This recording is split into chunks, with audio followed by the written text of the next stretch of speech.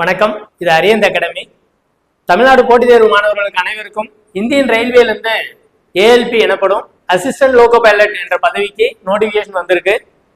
அதை இந்த வீடியோவில் முழுசா எப்படி விண்ணப்பிக்கிறது, எந்தெந்த ஆப்ஷன் இருக்கு, தமிழ்நாடு மாணவர்களுக்கு எந்த மாதிரியெல்லாம் எந்த மாணவர்களுக்கு வாய்ப்பு இருக்கு, இது எல்லாத்தையும் இந்த வீடியோவில் பிரீஃபிங் பண்ணியிருக்கோம். கண்டினியூஸாக பாருங்க கடைசி வரைக்கும். முக்கியமான தகவல் அனைத்தும் இதில் சொல்லியிருக்கோம்.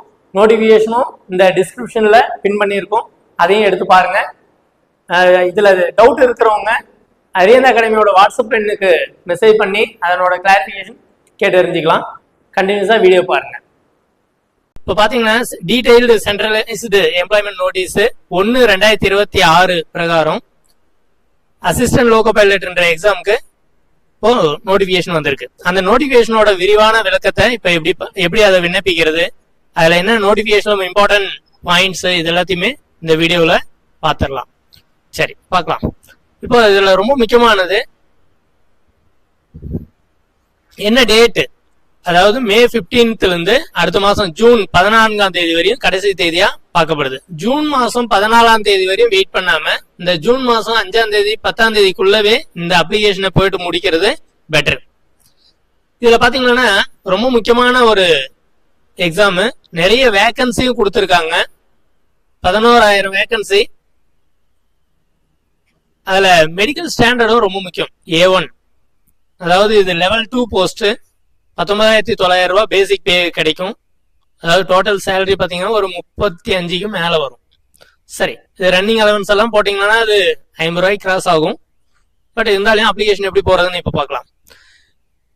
பாருங்க, இப்போ கேண்டிடேட்ஸ், அதாவது இப்போ படிச்சு முடிச்சுட்டு ரிசல்ட்டுக்காக வெயிட் பண்றவங்க நாட் எலிஜிபிள். எந்தெந்த படிப்பு? ITI, diploma, engineering. ITI, diploma, engineering, இந்த டெக்னிக்கல் போஸ்ட் மட்டும்தான் இந்த போஸ்டுக்கு எலிஜிபிள். அவங்க படிச்சு முடிச்சுட்டு அந்த ரிசல்ட்டுக்காக வெயிட் பண்ண இருக்கிறவங்க நாட் எலிஜிபிள் அப்படின்னு சொல்லியிருக்காங்க. சரி, இப்போ அந்த ஒவ்வொரு கேண்டிடேட்டும் ஒவ்வொரு ஆர்ஆர்பிக்கு தான் நீங்க அப்ளை பண்ண முடியும். ஒரே ஒரு ஆர்ஆர்பிக்கு தான் அப்ளை பண்ண முடியும். Only one RRB and only one application per candidate. Multiple ஆர்ஆர்பிக்கு நீங்க அப்ளை பண்ண முடியாது. ஒரு 2-3 ஆர்ஆர்பிக்கு இங்க வேகன்சி அதிகமா இருக்கு, அங்க வேகன்சி அதிகமா இருக்குன்னு பண்ண முடியாது. ஏன்னா ஒரே நேரத்தில் தான் எக்ஸாம் வைப்பாங்க. CBT 1, CBT 2, CABT அது எல்லாமே ஒரே நேரத்தில் தான் வைப்பாங்க. சரி, அடுத்தது பார்க்கலாம். ஏஜ் பாத்தீங்கன்னா 18ல இருந்து 30 வயசு வரையும் இருக்கணும். ரிலாக்ஸேஷன் இருக்கு. ஓபிசிக்கு, SC/STக்கு, எக்ஸ் சர்வீஸ் மேனுக்கு, விடோவுக்கு போன்ற பிரிவுகளுக்கெல்லாம் ஏஜ் ரிலாக்ஸேஷன் இருக்கு. அது பின்னாடி பார்க்கலாம். இப்போ வரைக்கும் பாத்தீங்கன்னா ஜென்ரலா 18ல இருந்து 30 வயசு வரைக்கும் அப்ளை பண்ணலாம்.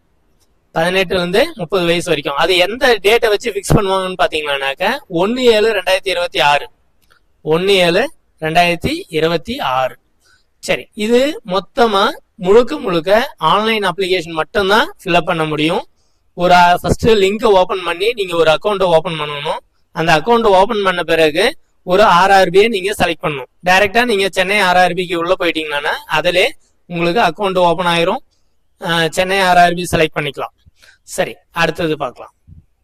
அதே மாதிரி இங்க எக்ஸாமுக்கு நெகட்டிவ் மார்க் இருக்கு. ஒவ்வொரு எக்ஸாமுக்கும், அதாவது CBT 1, CBT 2க்கு நெகட்டிவ் மார்க் இருக்கு. ஆனா CBATக்கு இல்ல. கம்ப்யூட்டர் பேஸ்டான ஆப்டிடியூட் டெஸ்ட் இருக்கு இல்லைங்களா, சைக்காலஜிக்கல் டெஸ்ட், அதுக்கு நெகட்டிவ் மார்க் இல்ல. ஆனா CBT 1க்கும் CBT 2க்கும் நெகட்டிவ் மார்க் இருக்கு. அது 1/3. அதாவது 3 கொஸ்டின் தப்பு பண்ணீங்கன்னா ஒரு மார்க் நெகட்டிவ்ல போகும். சரி, அடுத்தது பார்க்கலாம். அதே மாதிரி சிக்னேச்சர் போடும் போது நீங்க ரொம்ப உஷாரா இருக்கணும். கேபிட்டல் லெட்டர்லயோ பிளாக் லெட்டர்லயோ சிக்னேச்சர் போடக்கூடாது. அப்படி போட்டீங்கன்னா உங்களோட அப்ளிகேஷன் ரிஜெக்ட் பண்ணுவாங்க. அதே மாதிரி டீடைல்டு ரெக்ரூட்மெண்ட் ப்ராசஸ் எப்படின்னு பாத்தீங்கன்னா CBT 1 computer based test 1, CBT 2 CBAT அதாவது ஆப்டிடியூட் டெஸ்ட் நடக்கும். அதுக்குமா டாக்குமெண்ட் வெரிஃபிகேஷன் நடக்கும். அப்புறமா மெடிக்கல் எக்ஸாமினேஷன் நடக்கும். இதுதான் இந்த ALPயோட ரெக்ரூட்மெண்ட் ப்ராசஸ். இதுக்கு அடுத்தது பாத்தீங்கன்னாக்க ஃப்ரீ ட்ரெயின் டிராவல் ஃபெசிலிட்டிஸும் இருக்கு. SC/ST கேண்டிடேட்டுக்கு மட்டும் ஃப்ரீ ட்ரெயின் டிராவல் ஃபெசிலிட்டிஸ் இருக்கு. அவங்க அப்ளிகேஷன் போடும் போதே அதை அப்ளை பண்ணணும். அப்படி போடும் போது உங்களுக்கு எக்ஸாம் வைக்கும் போது ட்ரெயின் டிக்கெட்டு ஃப்ரீயா ரிசர்வேஷன் பண்ணி போற வர மாதிரி SC/ST கேண்டிடேட்டுக்கு மட்டும் கொடுக்குறாங்க. அதே மாதிரி பாத்தீங்கன்னா நீங்க ஒன்ஸ் ஒரு RRBல போஸ்டிங் ஆயிட்ட பிறகு ஒரு ஜோனல் ரயில்வேல நீங்க போய் ஜாயின் பண்ணிட்ட பிறகு 5ல இருந்து 10 வருஷம் வரைக்கும் நீங்க எங்கேயும் டிரான்ஸ்ஃபர் கேட்க முடியாது, டிரான்ஸ்ஃபர்ல போக முடியாது. அதே ஜோனல் ரயில்வேல தான் ஒர்க் பண்ணணும் அப்படின்னு தான் உங்க இந்த நோட்டிபிகேஷன்ல இப்ப எல்லாம் கொடுத்துட்றாங்க. சரி, கேண்டிடேட் எல்லாருமே நம்ம லாஸ்ட் மினிட்ல போயிட்டு அப்ளை பண்ண பார்ப்போம். அந்த லாஸ்ட் மினிட்ல நிறைய வெப்சைட் ஹேங் ஆயிரும், வெப்சைட் ரஷ் ஆயிரும். அதனால நீங்க லாஸ்ட் மினிட் அப்ளிகேஷனை ப்ரிப்பேர் பண்ணாதீங்க. எப்படியும் ஜூன் 5ஆம் தேதிக்குள்ள நீங்க அப்ளிகேஷன் போட்டுறது பெட்டர். அப்பதான் அது கரெக்டா இருக்கும். இந்த ஏஎல்பிக்கு நான் சொன்ன மாதிரியே மெடிக்கல் ஸ்டாண்டர்டு ரொம்ப முக்கியம். கண்ணு தான் ரொம்ப முக்கியம். 6/6 இருக்கணும். கண்டிப்பா A1 மெடிக்கல் ஸ்டாண்டர்டு மெயின்டைன் பண்ணுவாங்க. அதுல எந்த குறைபாடு இருந்தாலும் வில் பி ரிஜெக்டட். சரி, இது பாருங்க, SC/ST கேண்டிடேட்டுக்கு எவ்வளவு ஏஜ் ரிலாக்ஸேஷன் பாத்தீங்கன்னா SC/STக்கு 5 வருஷம், OBCக்கு 3 வருஷம். அதே மாதிரி எக்ஸ் சர்வீஸ் மேனுக்கு 3 வருஷம், OBCல 6 வருஷம். அதாவது எக்ஸ் சர்வீஸ் மேன்லயே OBCயா இருந்தாருன்னா அவருக்கு 6 வருஷம், SC/ST இருந்தாருன்னா அவருக்கு 8 வருஷம். அது எங்க கால்குலேட் பண்றாங்கன்னா எக்ஸ் சர்வீஸ் மேனுக்கு 3 வருஷம், பாக்கி பேலன்ஸ் அந்த SC/STல ஒரு 5 வருஷம் இருக்கு இல்லைங்களா, அது மொத்தமா சேர்த்து 8 வருஷமா தராங்க. சரிங்களா, ரைட். அதே மாதிரி குரூப் சி குரூப் டில இருந்து நீங்க ரயில்வே ஸ்டாஃபா இருந்திருந்தீங்கன்னா மினிமம் 3 வருஷம் சர்வீஸ் ஆயிருந்தால் யூஆருக்கு 40 வருஷமும், ஓபிசி 43 வருஷமும், SC/ST 45 வருஷம் வரைக்கும் எக்ஸாம் எழுதலாம். அதாவது ரயில்வே மேனுக்கு இந்த ஏஜ் ரிலாக்ஸேஷன்.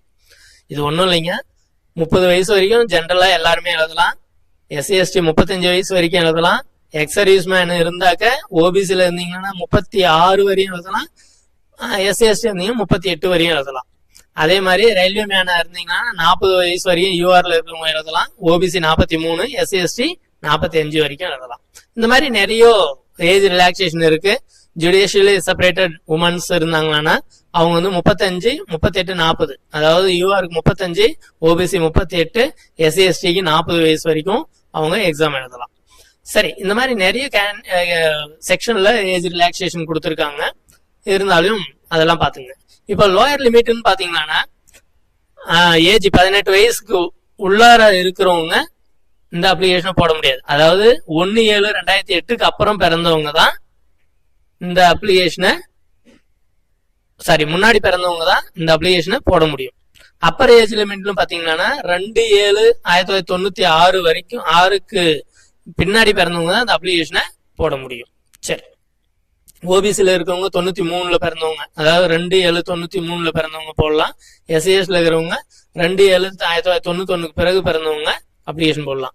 எப்படி இருந்தாலும் 1/7/2008க்கு அப்புறமா பிறந்தவங்க இந்த அப்ளிகேஷன் போட முடியாது. தட் மீனிங் 18 வயசு முடிஞ்ச பிறகுதான் போட முடியும். 30 வயசு முடிஞ்சிருச்சுன்னா போட முடியாது. ஏஜ் ரிலாக்ஸேஷனை நீங்க பயன்படுத்திக்கலாம். இதுதான் ஏஜ் ரிலாக்ஸேஷன் பத்தி அவங்க சொல்ல வர்ற விஷயம். அப்ளிகேஷன் ஃபீஸ்ன்னு பாத்தீங்கன்னா ஆல் கேண்டிடேட்ஸ், அதாவது ஓபிசி யூஆர் கேண்டிடேட்ஸ் எல்லாருமே 500 ரூபாயும், SC/ST வந்து எக்ஸ் சர்வீஸ் மேனும் 250 ரூபாயும் இந்த ஃபர்ஸ்ட் ஸ்டேஜ் CBT 1க்கு ஃபீஸா கட்டணும். எக்ஸாமினேஷன் ஃபீஸ் வந்து 500 ரூபா, SC/STக்கு 250 ரூபா. சரி, அடுத்தது பார்க்கலாம்.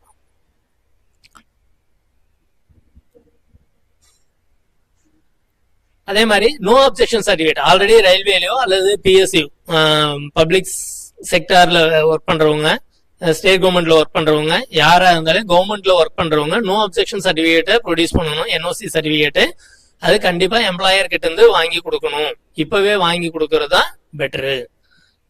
ரெக்கமெண்ட் ப்ராசஸ் இதுல பாத்தீங்கன்னா 3 வகையான எக்ஸாம்ஸ் இருக்கு. CBT 1, CBT 2, CBATன்னு 3 வகையான எக்ஸாம்ஸ் இருக்கு. அதுக்கப்புறமா தான் டாக்குமெண்ட் வெரிஃபிகேஷன், அதுக்கப்புறமா தான் மெடிக்கல் எக்ஸாமினேஷன். CBT 1ல என்னென்ன கேட்பாங்கன்னு பாத்தீங்கன்னா அது சரியா 60 நிமிஷம் டைம், 75 கொஸ்டின் இருக்கும். அதுல மேக்சிமம் கொஸ்டின் வந்து 75, நெகட்டிவ் மார்க் வந்து 1/3. அதுல சிலபஸ் பாத்தீங்கன்னா அரித்மெட்டிக், ரீசனிங், ஜெனரல் சயின்ஸ், இந்த 3 தான். அதாவது mathematics, mental ability, general science, இந்த 3 பாடம் தான் ரொம்ப ஈஸியா இருக்கும். ஈஸியாவும் பாஸ் பண்ணிடலாம். CBT 1 பாஸ் பண்றது மிகப்பெரிய விஷயம் இல்ல. CBT 2 தான் இதுல மெயின் ரோல் பண்றது. CBT 1 வந்து மெரிட்ல எதுவும் கணக்குல எடுத்துக்க மாட்டாங்க. CBT 2 தான் மெரிட்ல எடுத்துப்பாங்க. இது வந்து பாத்தீங்கன்னாக்க இதனோட டைம் கேப்பும் 90 மினிட்ஸ். அதாவது CBT 2ல 2 வகையா இருக்கு, part A, part B. Part A தான் மெயினான எக்ஸாம். பார்ட் B வந்து அந்த நீங்க படிச்ச எக்ஸாமோட, அதாவது இப்போ ஃபிட்ருன்னா ஃபிட்ரு, அதாவது எலக்ட்ரிக்கல்னா எலக்ட்ரிக்கல் சப்ஜெக்ட், எலக்ட்ரானிக்ஸ்னா எலக்ட்ரானிக்ஸ், அதெல்லாம் பார்ட் பில கொண்டு வராங்க. பார்ட் ஏவில் தான் மெயின் மெரிட்டுக்கான எக்ஸாமா இருக்கும். பார்ட் பி வந்து ஒன்லி குவாலிஃபைடு, 40 மார்க் எடுத்தா போதும். ஆனா பார்ட் ஏ தான் மெரிட் லிஸ்டுக்கான தேவைப்படுற எக்ஸாம். அதாவது CBT 2ல பார்ட் ஏ. அதுல என்னென்ன கொஸ்டின்ஸ் வரும்னாக்க, பார்ட் ஏவில் வந்து mathematics, reasoning, basic science and engineering. இப்போ பாத்தீங்கன்னா மேத்தமெட்டிக்ஸ்ல என்னென்ன பாடம்னு பாத்தீங்கன்னா, number system, BODMAS, decimal, fraction, LCM, எஸ்எஃப், ratio, proportion, percentage, mensuration, time and work, time and distance, simple and compound interest, profit and loss, algebra, geometry, trigonometry, elementary statistics, square root, age calculation, calendar, clock, pipes, system. இந்த பாடம் எல்லாமே ரொம்ப அத்துப்படியா இருக்கிறது தான் ரொம்ப better. அதே மாதிரி தான் ரீசனிங்கும். பேசிக் சயின்ஸ்லயும் அதே தான். 6 to 10 book and engineering, diploma R ITI books படிச்சா, அந்த லெவல்ல படிச்சாவே இந்த எக்ஸாமை ஈஸியா கிளியர் பண்ணிடலாம். அப்புறமா பார்ட் பி, CBT 2ல பார்ட் பில என்ன சொல்ல வராங்கன்னா, அந்தந்த கேண்டிடேட்டோட சிலபஸ்ல வந்து கேள்வி கேட்கப்படும். அதாவது டெக்னிக்கல் ட்ரேடு வந்து கேள்வி கேட்பாங்க. எந்தெந்த ட்ரேடு பாருங்க, electrician, instrument, mechanical, wireman, armature, coil winder, refrigeration, air conditioner mechanic, இவங்களுக்கு எல்லாருக்குமே எலக்ட்ரிக்கல் ட்ரேடு, எலக்ட்ரிக்கல் இன்ஜினியரிங் ட்ரேடுன்னு கேட்பாங்க. எலக்ட்ரானிக்ஸ் இன்ஜினியரிங் எதில் வருவாங்கன்னா, electronics mechanic and mechanic, radio, TV and mechanic இருக்கு இல்லைங்களா, அவங்களுக்கெல்லாம் எலக்ட்ரானிக்ஸ் ட்ரேட்ல கொஸ்டின் கேட்பாங்க. மெக்கானிக்கல் ட்ரேட்ல எது கேட்பாங்கன்னா, fitter, mechanic, motor mechanic, tractor mechanic, mechanical diesel, turner, machinist, refrigeration, air conditioner mechanic, millwright, maintenance mechanic, இது எல்லாமே மெக்கானிக்கல் இன்ஜினியரிங்ல கேட்பாங்க. ஆட்டோமொபைல் இன்ஜினியரிங் ட்ரேட்ல என்னென்ன கேட்பாங்கன்னா, motor vehicle mechanic, tractor mechanic, mechanical diesel, refrigeration and air conditioner mechanic, இது எல்லாமே automobile engineering. அதாவது 4 trade கொடுத்துருக்காங்க. நீங்க எந்த ட்ரேடுல படிச்சிருக்கீங்களோ அந்த ட்ரேடை நீங்க சூஸ் பண்ணிக்கலாம். இதுதான் இதனோட சிம்பிள் மெத்தடு. லாஸ்டா வர்றது CBAT, அதாவது ஆப்டிடியூட் டெஸ்ட். இது இங்க நாங்க முன்னாடி சைக்காலஜிக்கல் டெஸ்ட்னு சொல்லியிருப்பாங்க, இப்போ வந்து ஆப்டிடியூட் டெஸ்ட்னு சொல்றாங்க. அதாவது சைக்காலஜிக்கல் அந்த ஒரு மார்க் வந்து ஒன்லி குவாலிஃபைடு தான். ஆனா இப்போ இந்த ALPல 50-50 மெரிட் லிஸ்ட்ல எடுக்கிறாங்க. அதாவது எப்படின்னா, CBT 2ல பார்ட் ஏல எடுத்த மார்க் 50%, CBATல எடுத்த மார்க்க 50% இன்க்ளூட் பண்ணி இப்போ மெரிட் லிஸ்ட் பேனல் ரெடி பண்ணுவாங்க. அதை நீங்க இன்னும் தெளிவா இந்த நோட்டிபிகேஷன் படிச்சீங்கன்னா இன்னும் நல்லா புரியும். இப்போ குவாலிஃபைங் மார்க் பாத்தீங்கன்னா, சைக்காலஜிக்கல்ல நீங்க 42 மார்க் எடுத்தாவே போதும். ஆனால் இந்த மார்க்ல மெரிட்டும் வேணும்ன்றதுதான் இதுல ரொம்ப முக்கியமான விஷயம். இது எல்லாமே பாஸ் பண்ணிட்டு பிறகு CBT 2லயும் பார்ட் ஏவ்லயும் சைக்காலஜிக்கல், அதாவது CBAT டெஸ்டும் பாஸ் பண்ணிட்டு பிறகுதான் உங்களுக்கு டாக்குமெண்ட் வெரிஃபிகேஷன் கூடுவாங்க. இந்த டாக்குமெண்ட் வெரிஃபிகேஷன் யாரெல்லாம் கூடுவாங்கன்னு பாத்தீங்கன்னா, இதுக்கு முன்னாடி ஒரு விஷயம் இருக்கு. CBT 1ல இருந்து CBT 2க்கு வந்து 15 டைம்ஸ், அதாவது 1:15ல கூடுவாங்க. CBT 2ல இருந்து CBATக்கு வந்து 1:8 டைம்ஸ் கூடுவாங்க. அதுக்கப்புறமா டாக்குமெண்ட் வெரிஃபிகேஷனுக்கு தான் எக்ஸாக்ட் லிஸ்ட், அதாவது இப்ப 100 வேகன்சினா 100 பேர் மட்டும் கூப்பிடுவாங்க. இந்த டாக்குமெண்ட் வெரிஃபிகேஷன் முடிஞ்ச பிறகு மெடிக்கல் நடக்கும். மெடிக்கல் முடிஞ்ச பிறகு அந்த ஜோர்னலுக்கு ரெஃபரன்ஸ் லெட்டர் அனுப்பிச்சிருவாங்க. உங்க அங்கிருந்து அப்பாயின்மெண்ட்டுக்கு கூப்பிட்டுருவாங்க. இது அவ்வளவுதான். இது ஒன்னும் இல்ல, ஆன்லைன்ல அப்ளை பண்ணணும். ஆன்லைன்ல சென்னை ரயில்வேக்கு, சென்னை RRB வெப்சைட்டுக்கு உள்ள போயிட்டு நீங்க ஒரு அக்கௌண்ட்டை கிரியேட் பண்ணிட்டு நீங்க அப்ளை பண்ணலாம். அப்ளை பண்ணும்போது ரொம்ப முக்கியமானது அந்த போட்டோ கேப்சரிங், அதாவது லைவ் போட்டோ கேப்சரிங் ஒரு சிஸ்டம் இப்ப புதுசா கொண்டு வந்திருக்காங்க. அந்த புதுசா கொண்டு வந்த லைவ் போட்டோ கேப்சரிங் உங்க மொபைல்லயோ அல்லது உங்க கம்ப்யூட்டர்லயோ லேப்டாப்லயோ இருக்கிற ஃப்ரண்ட் கேமரா வச்சு லைவ் கேப்சரா மட்டும்தான் உங்களோட போட்டோவை அப்லோட் பண்ண முடியும். அப்புறமா சிக்னேச்சர் வந்து PDF, அதாவது இமேஜ் ஃபைலா JPG ஆர் JPEG ஃபார்மேட்ல இருக்கணும். SC/ST கேண்டிடேட்டா இருந்தா அவங்களோட கம்யூனிட்டி சர்டிபிகேட் PDF ஃபார்மேட்ல இருக்கணும். OBC சர்டிபிகேட்டும் PDF ஃபார்மேட்ல இருக்கணும். சாரி, OBC சர்டிபிகேட் தேவையில்லை, PDF ஃபார்மேட்ல தேவையில்லை. நீங்க OBCன்னு போட்டா மட்டும் போதும். டாக்குமெண்ட் வெரிஃபிகேஷன்ல கொண்டு போய் காட்டினா போதும். இந்த சிக்னேச்சர் எப்படி இருக்கணும்னாக்க, பிளாக் இங்க் பென்ல சிக்னேச்சர் போட்டிருக்கணும். அந்த JPG இமேஜா நீங்க ஃபார்மேட்ல வச்சுக்கணும். சரி, அது வந்து 30 KB இருந்து 49 KB தான் ஃபைல் சைஸ் இருக்கணும். அது ரொம்ப முக்கியம்.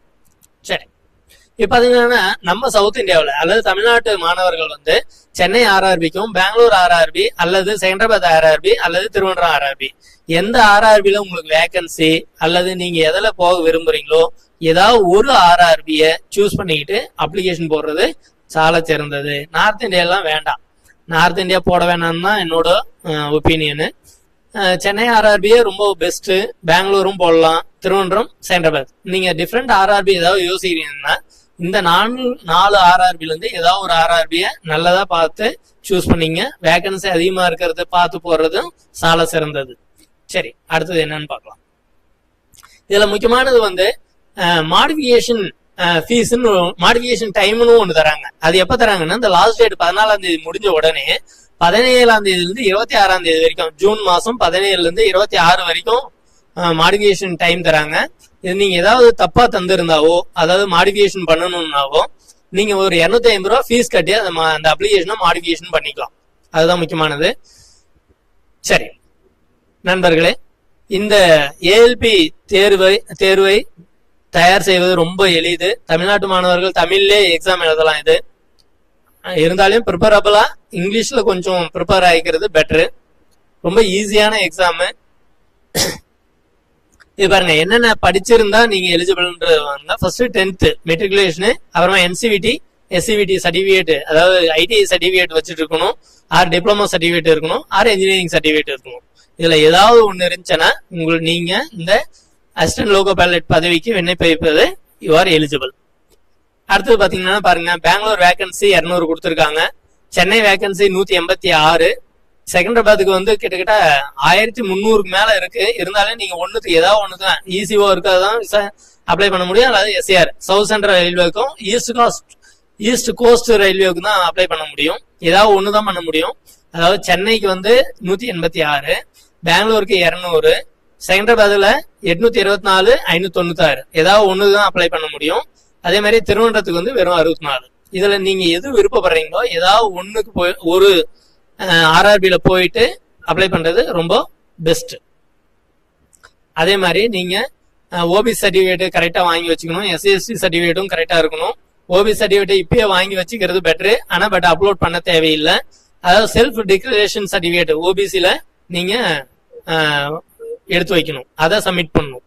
அதே மாதிரி வீக்லி, அதாவது எக்கனாமிக்கலி வீக்கர் செக்ஷனா இருந்தீங்கன்னா, இடபிள்யூஎஸ் இருந்தீங்கன்னா நீங்க அவங்க அந்த அப்ளிகேஷன்லயே சொல்லியிருக்காங்க, அவங்க சொன்ன மாதிரி நீங்க சர்டிபிகேட்டை வாங்கி வச்சிருக்கணும். அதே மாதிரி விஷன் சர்டிபிகேட், மெடிக்கல் சர்டிபிகேட் இதுல ரொம்ப முக்கியம். அந்த மெடிக்கல் சர்டிபிகேட் இல்லைன்னா நீங்க அதுல இருந்து ஏதோ ஐ சர்ஜரி பண்ணல அது மாதிரி ஒரு சர்டிபிகேட் வாங்கி வச்சிருக்கணும். எக்ஸ் சர்வீஸ்மேன் சர்டிபிகேட் இருந்தா அதை வாங்கி வச்சிருக்கணும். இது எல்லாத்தையும் வாங்கி இப்ப கையில வச்சிருக்கணும். டாக்குமெண்ட் வெரிஃபிகேஷன் போது இதெல்லாம் கேட்பாங்க. தேங்க்யூ. இது எல்லா தமிழ்நாட்டு மாணவர்களும் இதை அப்ளை பண்ணுங்க. ஏதாவது டவுட் இருந்தா அரவிந்த் அகாடமிக்கு லாஸ்ட்ல வச்சிருக்கிற போன் நம்பருக்கு நீங்க வாட்ஸ்அப் பண்ணி டவுட் கேட்கலாம். அப்ளிகேஷன் போடுங்க. எல்லாருமே எக்ஸாம் நல்லா ப்ரிப்பேர் பண்ணி எழுதுறது பெட்ரு. சவுத் இந்தியா மாணவர்கள் ரொம்ப கம்மியா இருக்காங்க. நார்த் இந்தியாவில தான் இதுல நிறைய செலெக்ஷன் ஆகிறதுக்கு காரணம் அவங்க நிறைய அப்ளிகேஷன் போடுறாங்க, நிறைய எக்ஸாம் எழுதுறாங்க. நம்ம பசங்க ஒரே எக்ஸாம்ல பாஸ் பண்ணணும்னு நினைக்கிறீங்க, அது இயலாத ஒன்று. நிறைய எக்ஸாம் போட்டு எழுதுனீங்கன்னா தான் தமிழ்நாடு மாணவர்கள் போட்டித் தேர்வுல வெல்ல முடியும். நன்றி, வணக்கம்.